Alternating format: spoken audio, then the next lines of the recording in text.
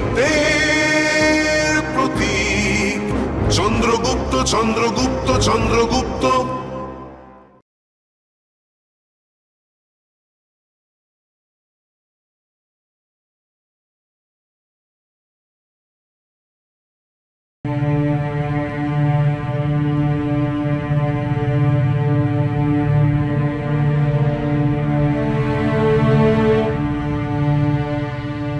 কি হচ্ছে এইসব? কি হচ্ছে এখানে?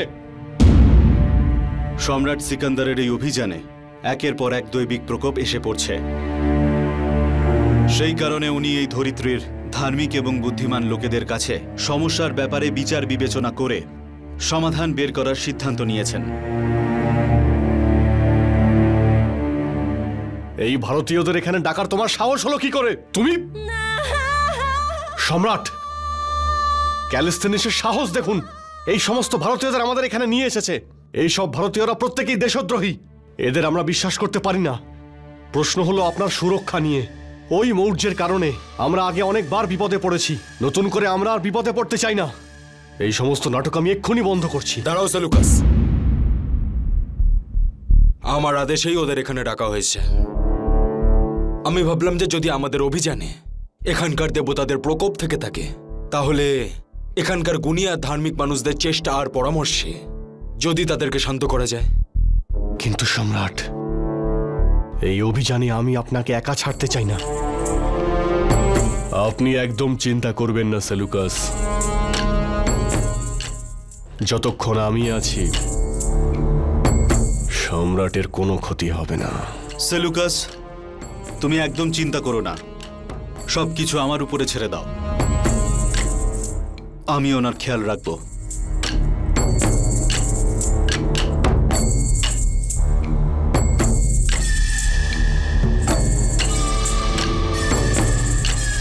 এবার আমি আপনার পরিচয় এই ধরিত্রীর সবথেকে বুদ্ধিমান লোকের সাথে করাবো, আচার্য চাণক্য। অস্তমা সদ্গময় তমসোমা জ্যোতির্গময় মৃত্যুর্মা অমৃতম গময়। ওম শান্তি শান্তি শান্তি।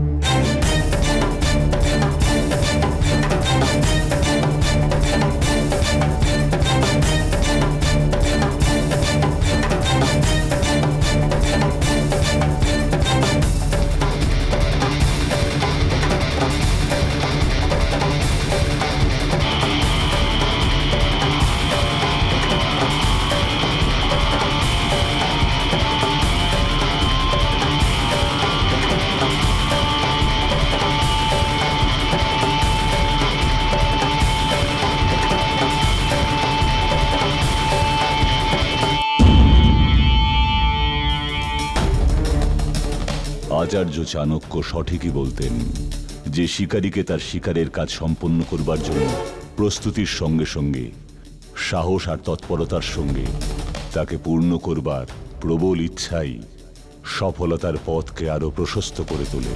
যার জন্য আবশ্যক হলো পরিকল্পনাকারীর উপর আস্থা রাখা, কেননা তার মাথায়ই থাকে যে কোথায় যেতে হবে, কিভাবে যেতে হবে আর কবে যেতে হবে। তাহলে আপনি হলেন ভারতের সবথেকে বুদ্ধিমান ব্যক্তি। আমি তো কেবলমাত্র একজন অধ্যাপক। আচ্ছা, তাহলে বুদ্ধিমান অধ্যাপক আপনি। আর আপনি আপনার বুদ্ধিমত্তার দ্বারা আমাদেরকে পরামর্শ দেবেন। অধ্যাপক যদি বুদ্ধিমান হয় তবে সে তার শিষ্যকে নিজের জ্ঞান আর বুদ্ধির ছায়ায় ডেকে এনে তাকে নিচু প্রমাণ করে না, বরং সে তার শিষ্যকে নিজের ক্ষমতা সম্পর্কে পরিচয় করিয়ে দিয়ে তাকে আরো মহান বানিয়ে তোলে।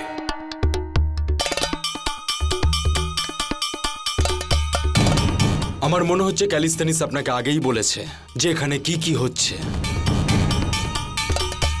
তা আপনার কি মনে হয় এই সমস্যাগুলোর কারণ কি হতে পারে? এ সবই দৈব প্রকোপ।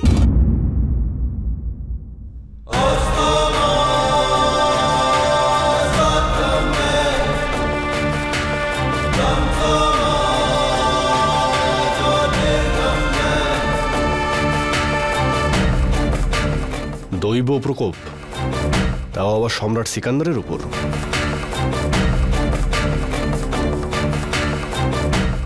যে নিজেই একজন দেবতার পুত্র, তার উপর দৈব প্রকোপ।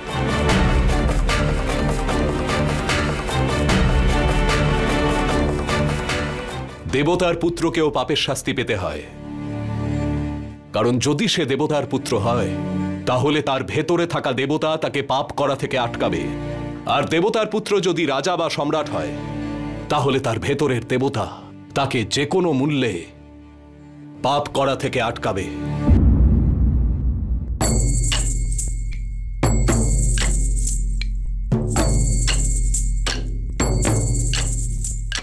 তাহলে আমরা কি এটা জানতে পারি, বুদ্ধিমান অধ্যাপক মহাশয়, আমার সম্রাট কি পাপ করেছেন? যে স্বপ্ন আপনাকে অতিশয় আনন্দ দেয় সেই স্বপ্নই আপনাকে কষ্টও দিতে পারে। প্রত্যেক ব্যক্তির নিজের স্বপ্ন পূরণ করার সময় নিজের দেবতা এবং অন্তরাত্মার কাছ থেকে অবাঞ্ছিত হিংসার কারণে ধিক্কার প্রাপ্তির জন্য সর্বদা প্রস্তুত থাকা উচিত। হতে পারে যে সম্রাট নিজের স্বপ্ন পূরণ করার সময় নিজের অন্তরাত্মার ডাককে উপেক্ষা করেছেন বা সেটা ভালো করে শোনেননি। হতে পারে যে সম্রাট এটা দেখতেই পাননি, মনে রাখেননি যে কোনো রাজ্যে আক্রমণ করার সময় সেখানকার মানুষ, সেখানকার সভ্যতা, তাদের প্রতি অমানবিক হওয়া ঠিক নয়।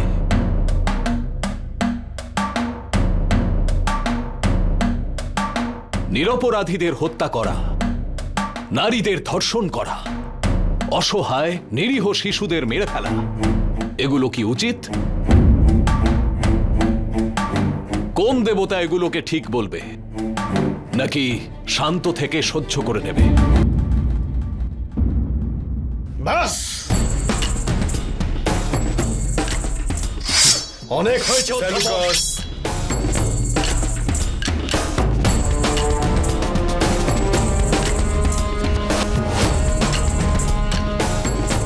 যদি তুমি একজন অধ্যাপক হও, তোমার এটা জানা উচিত যে তুমি একজন সাধারণ ব্যক্তির সঙ্গে নয়, আমাদের সম্রাটের সঙ্গে কথা বলছো।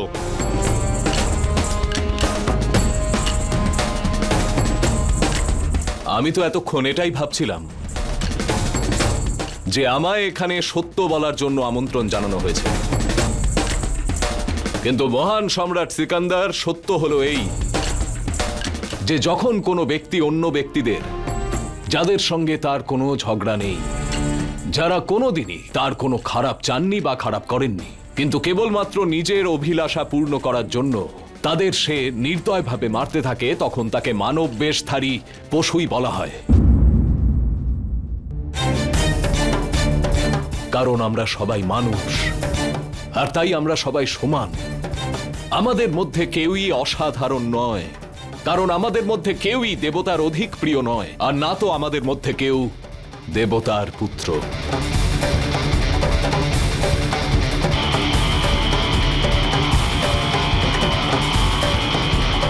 আমরা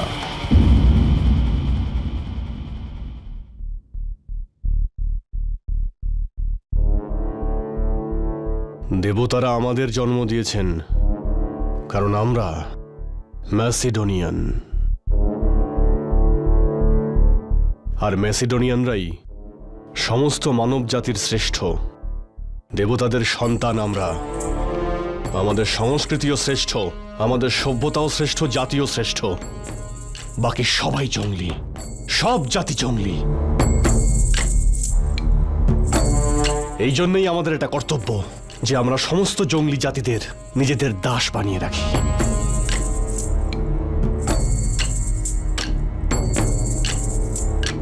আর যদি ওরা আমাদের দাসত্ব স্বীকার না করে তাহলে আমরা ওদের পিষে দেব।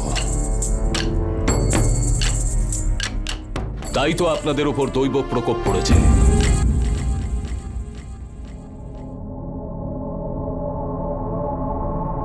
কারণ আপনারা অন্য মানব জাতিকে নিচু প্রমাণ করতে চাওয়ার পাপ করছেন।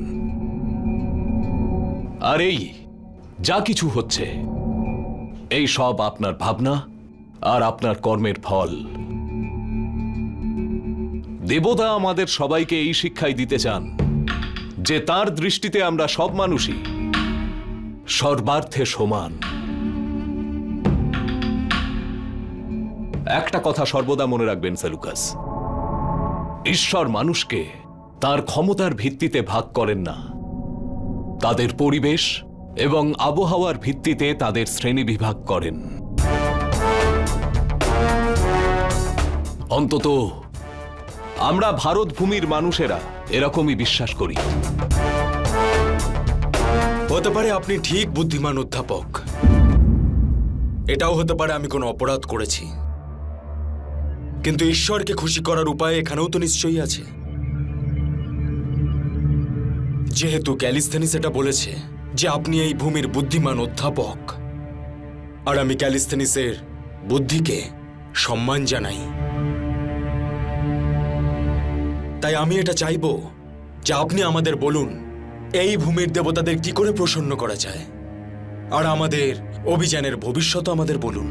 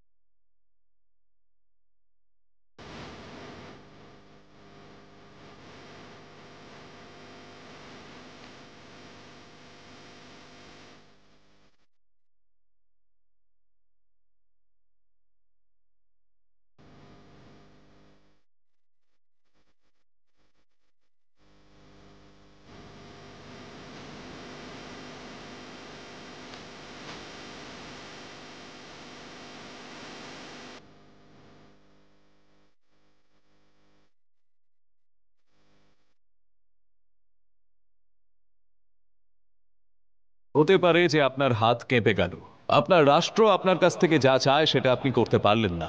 এরকম পরিস্থিতিতে আমার কাছে আপনার জন্য আরেকটা বিকল্প আছে। তন্ত্রবিদ্যার নাম করে আমি আপনার সম্রাটের থেকে কেবলমাত্র তার 2 ফোঁটা রক্ত চাইব। এই বিষাক্ত কাঁটা সামান্য একটু ফুটিয়ে দিলেই আপনার সম্রাটের কেবলমাত্র 2 ফোঁটা রক্ত ঝরবে।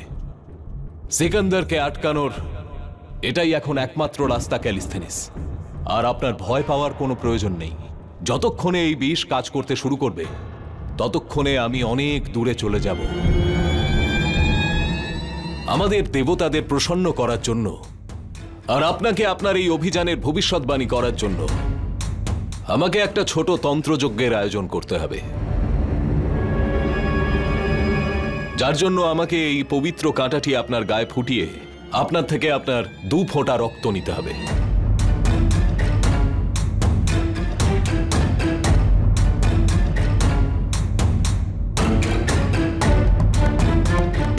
আমি এটাই বুঝতে পারছি না এই অধ্যাপক আসলে কে, আর আমরা একে এটা করার অনুমতি কি করে দিতে পারি? না সম্রাট,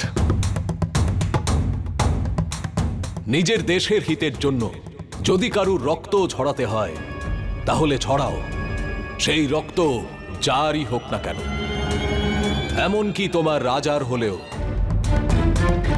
এতে সমস্যা কি আছে সেলুকাস? শুধুমাত্র একটা কাঁটাই তো ফোটাবে। ক্যালিস্থেনিস, তুমি ভালো মতোই বুঝতে পারছো আমি কি বলতে চাইছি। যুদ্ধক্ষেত্রে তলোয়ারের আঘাতকে যে ভয় পায় না, তার শরীরে একটা কাঁটা ফোটা তেমন কিছুই নয়। কিন্তু ব্যাপারটা তা নয়। কথাটা হলো ওনাকে আমরা কি করে বিশ্বাস করব?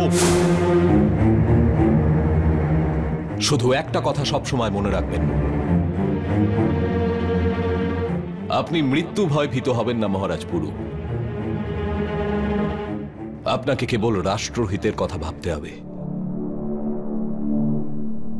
নিজের মাতৃভূমির জন্য প্রাণ ত্যাগ করা বীর কখনো পরাজিত হয় না, ইতিহাসে অমর হয়ে যায়। তো ঠিক আছে, আমি নিচ্ছি সম্রাটের 2 ফোঁটা রক্ত।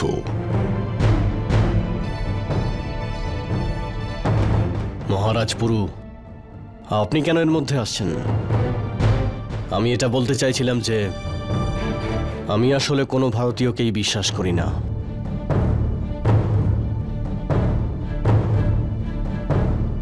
তাহলে আমাকে সম্রাটের রক্ত নিতে দাও। আমি তো গ্রিকই, তাই না? একজন মেসিডোনিয়ান। আমি সম্রাটকে কোনো কষ্ট না দিয়েই ওনার রক্ত নিয়ে নেব।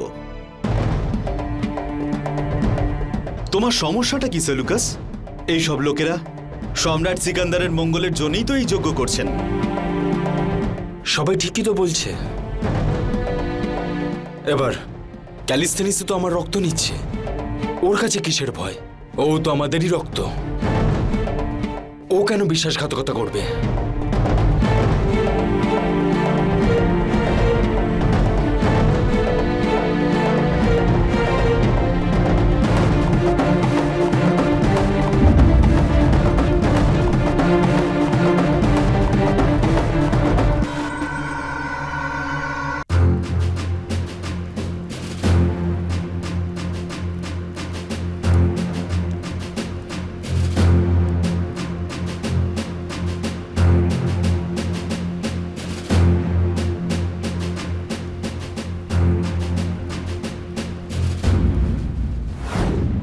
যদি আপনি আপনার রাজার বিরুদ্ধে বিদ্রোহ করে নিজের দেশের ভালো করতে চান, তবে তাকে রাজদ্রোহ নয়, রাজভক্তি বলা হয়।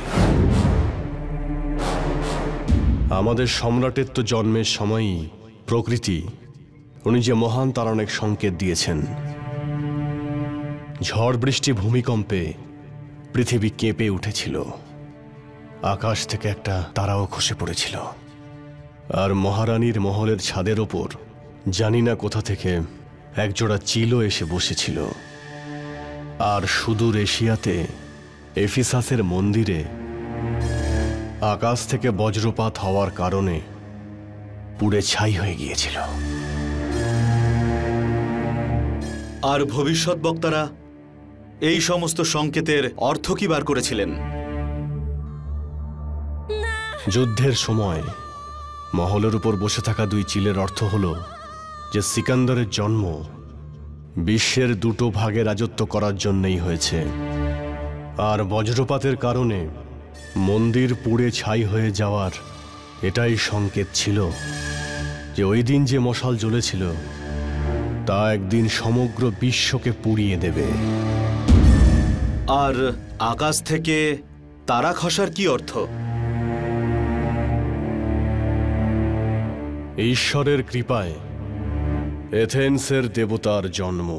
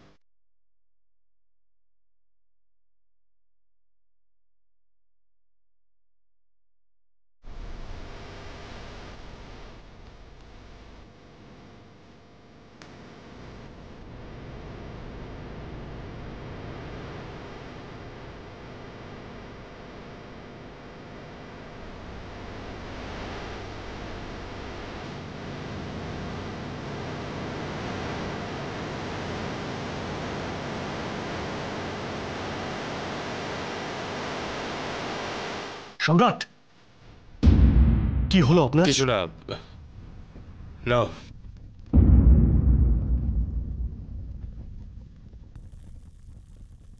দাঁড়ান ক্যালিস্থেনিস,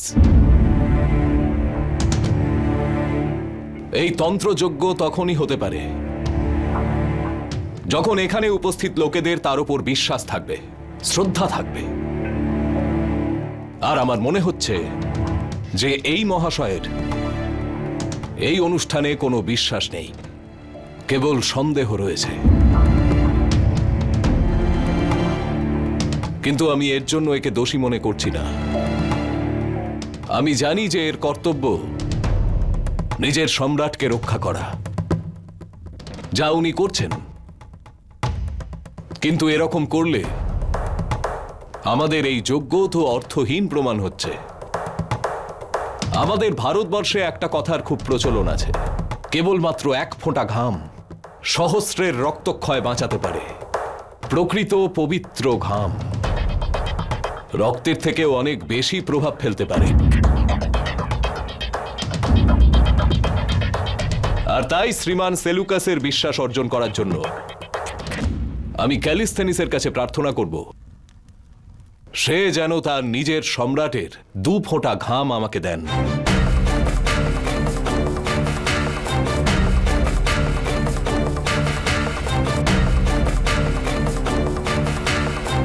আমার সম্রাটের রক্ত চাই না।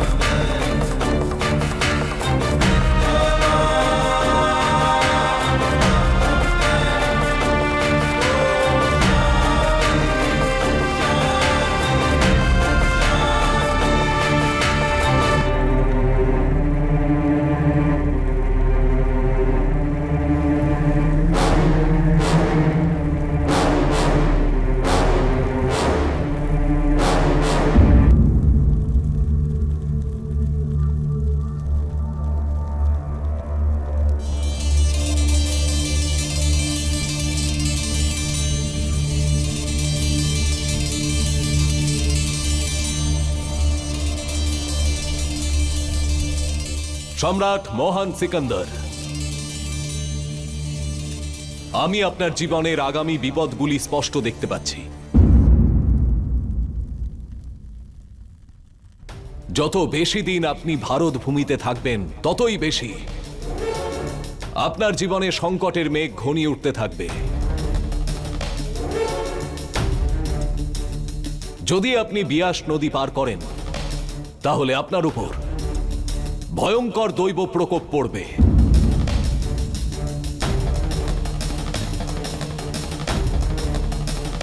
বিয়াস নদী পার করা মাত্রই আপনার উপর মৌর্যরা ভীষণ আক্রমণ করবে।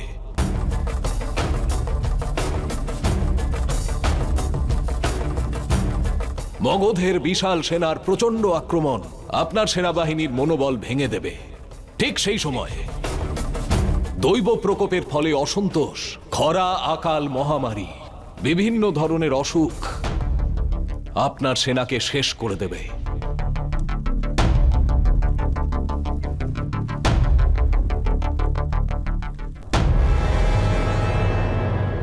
মিথ্যে কথা বলছো তুমি, মিথ্যে কথা বলছে এই অধ্যাপক। এসব কিচ্ছু হবে না সম্রাট। হতে পারে,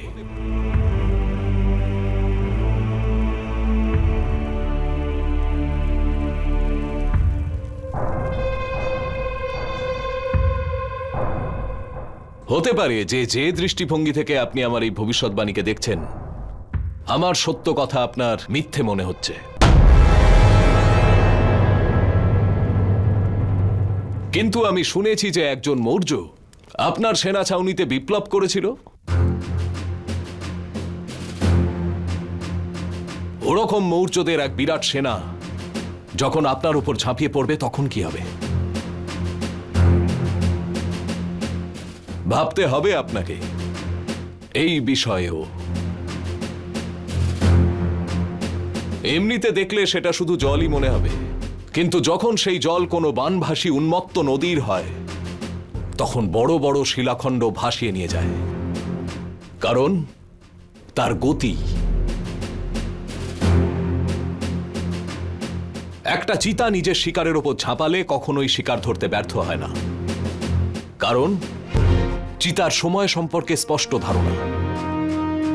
তাই সময়ের গতি আর তার শক্তিকে বোঝা উচিত। সময় নিজের সম্পূর্ণ ক্ষমতা আর শক্তি নিয়ে আপনাদের দিকে এগিয়ে আসছে। সময় থাকতে সেটা বুঝুন, আর নয়তো এর জন্য আপনার এখন কি করা উচিত আর কি করা উচিত নয় তার সিদ্ধান্ত আপনাকেই নিতে হবে।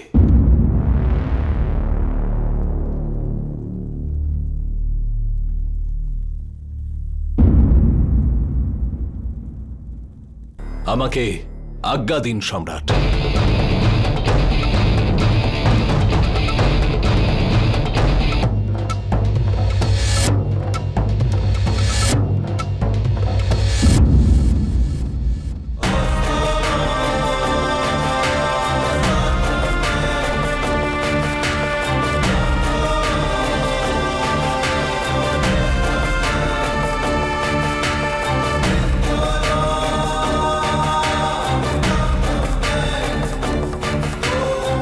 ও ভুলভাল কথা বলছিল সম্রাট, ওর কথায় কোনো সত্যতা নেই। সেলুকাস, আমরা সবাই এই অভিযানের ভবিষ্যৎ জেনে গেছি, এবার আমাদের ফিরে যাওয়া উচিত। চুপ করো ক্যালিস্থেনিস, এই কথা বলার জন্য এটা কোনো উপযুক্ত স্থানও নয়, সময়ও নয়। কিন্তু সবকিছু জানার পরে আমাদের কাছে এখন ফিরে যাওয়া ছাড়া আর কোনো উপায় নেই। আমরা কালকে যেভাবেই হোক বিয়াস নদী পার করবই।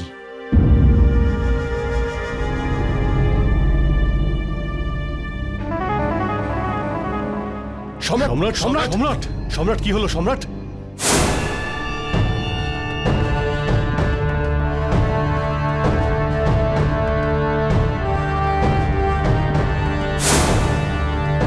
কিচ্ছু হয়নি সম্রাটের, কিচ্ছু হয়নি আমাদের সম্রাটের। আসুন আসুন সম্রাট। ক্যালিস্থেনিস, সম্রাটের কি হয়েছে? সম্ভবত এটা শাস্তি এই ধরিত্রীর দেবতাদের বিশ্বাস না করার জন্য। ক্যালিস্থেনিস, আমি আজ পর্যন্ত কোনো ব্রাহ্মণের ভবিষ্যৎবাণীকে মিথ্যে হতে দেখিনি। এরা যজ্ঞ করে ভবিষ্যৎ অবধি দেখে ফেলে।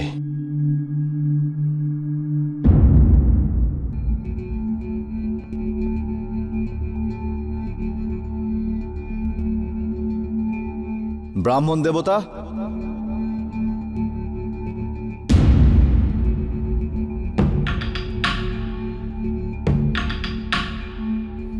আপনি এত বড় একজন সম্রাটের ভবিষ্যৎ বলে দিলেন ব্রাহ্মণ দেবতা।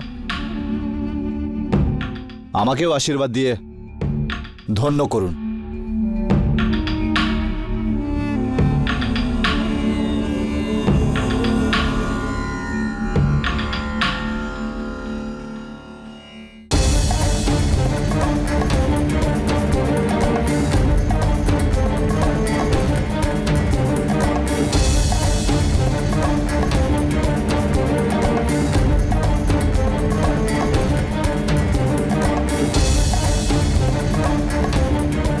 কল্যাণ হোক। আমার জন্য কি আদেশ আচার্য? মাতৃভূমির জন্য যে হাতে তলোয়ার তুলে নিয়েছে, এরকম একজন মহাবীরকে ভয় পায় সব বিপদেরা।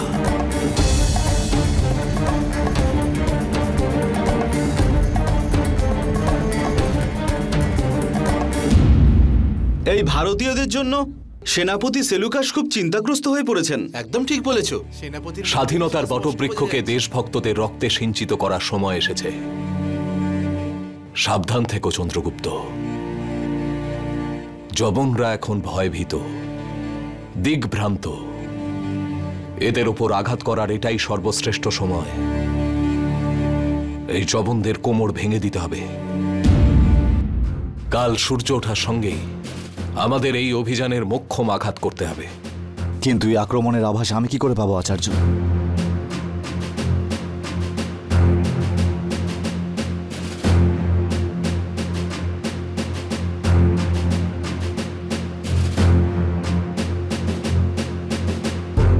সূর্য উঠতেই পূর্ব দিকে তাকাবে। আক্রমণের জন্য আমার সংকেতের অপেক্ষা করো। বিজয়ী ভাবা।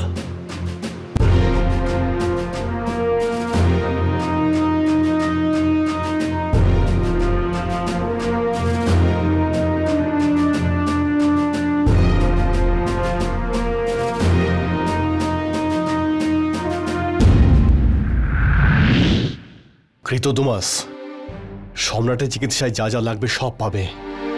যেভাবেই হোক, যে করেই হোক, কালকের মধ্যে সম্রাটকে সুস্থ করে তুলতেই হবে।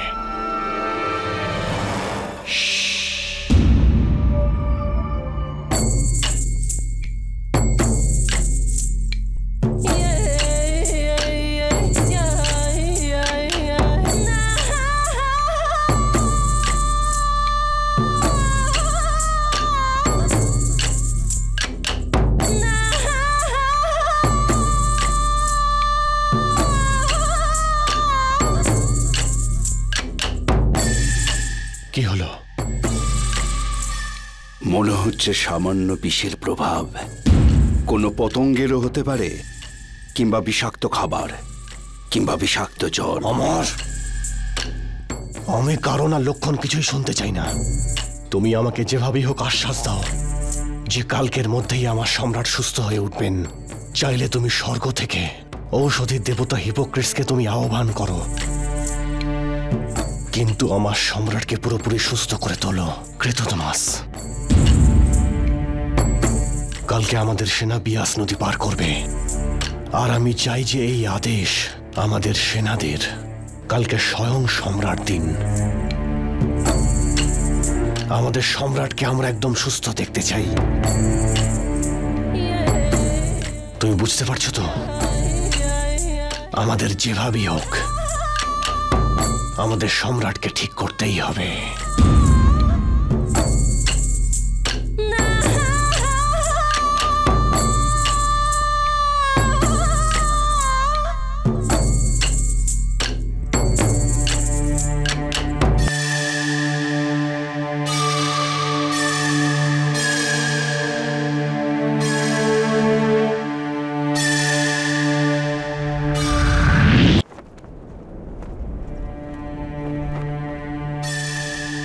যদি আমরা বিয়াস নদী পার করি তাহলে এখানকার দেবতাদের প্রকোপ আমাদের উপর পড়বে।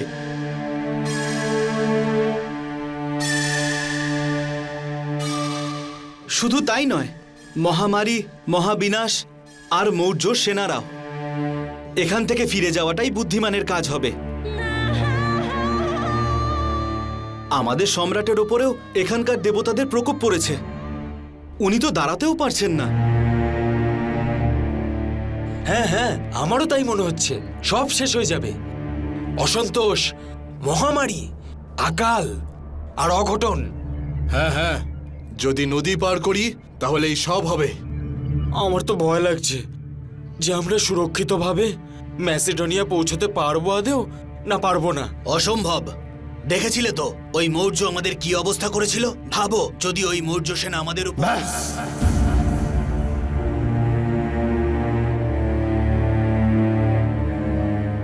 এখন থেকে যদি আমি কারোর মুখে অশুভ কিছু বা মৌর্যের নাম শুনি, তাকে দেশদ্রোহী বলে মানা হবে।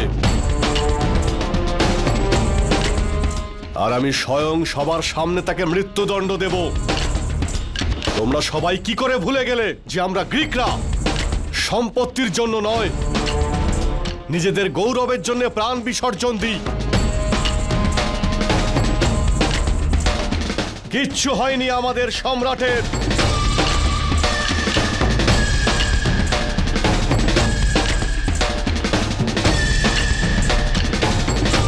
উনি আমাদের মনে সব সময় রয়েছেন, আর কালকে উনি আমাদের সঙ্গে যাবেন। আর আমি সেনাপতি সেলুকাস আমাদের সম্রাটের সঙ্গে কাঁধে কাঁধ মিলিয়ে কালকে যুদ্ধে নামবো।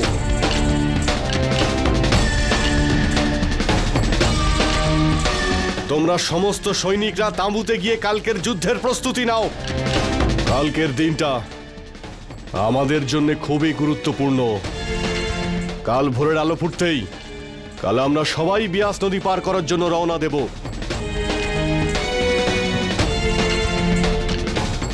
এখন যাও সবাই।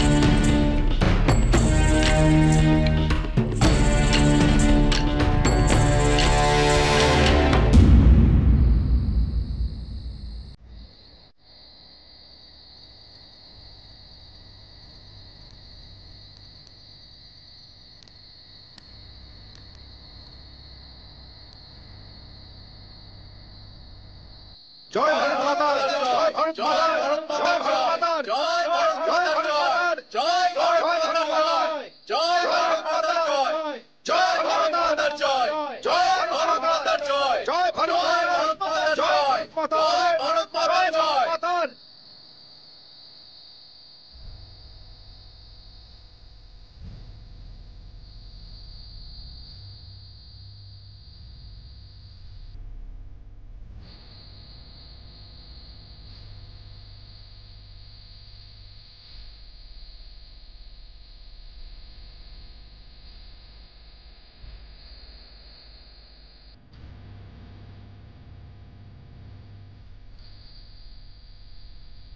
প্রণাম। বসুন।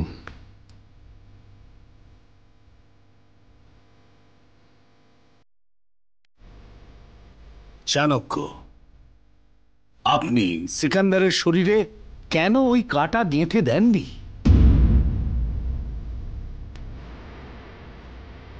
যে কোনো গুপ্ত যুদ্ধে রহস্যজনক বাতাবরণ তৈরি করে শত্রুর মনে অনিশ্চয়তা তৈরি করা আর তার উপর সঠিক সময় সঠিক আঘাত করা, এই দুটো বিষয়ই খুবই গুরুত্বপূর্ণ। সিকান্দারের কপাল থেকে আমি অনেক আগেই ঘাম ঝরে পড়তে দেখেছি, আর তাই এ তো এই পরিস্থিতির সরলীকরণ হয়ে গেল।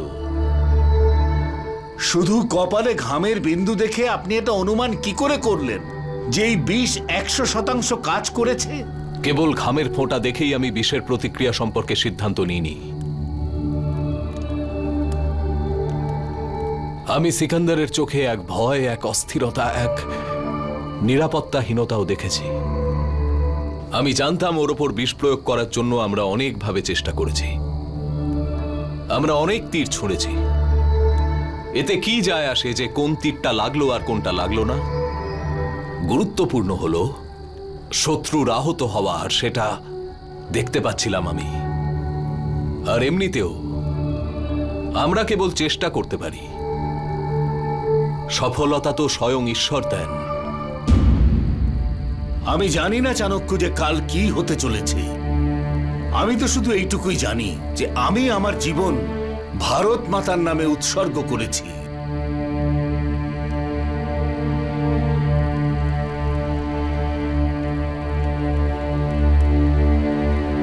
উৎসর্গ করার পর আর সংশয় রাখতে নেই।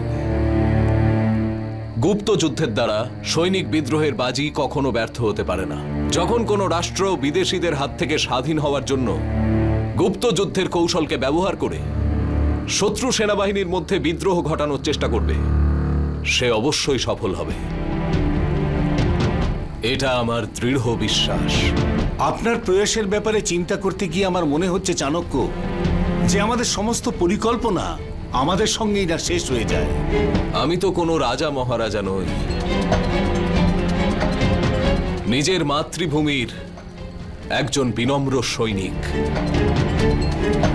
তাহলে আমার কিসের ভয়?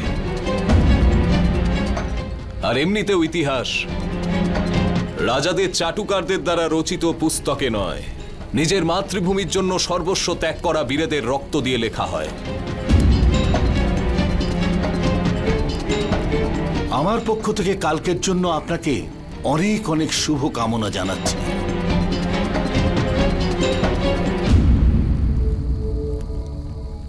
আপনার জন্য শুভ কামনা ইন্দ্রদত্ত। কাল আপনি সেনাকে নেতৃত্ব দিতে চলেছেন। আমি কেবলমাত্র পরিকল্পনাই করি আর দেখতে থাকি যে সেগুলো সফল হবে নাকি হবে না।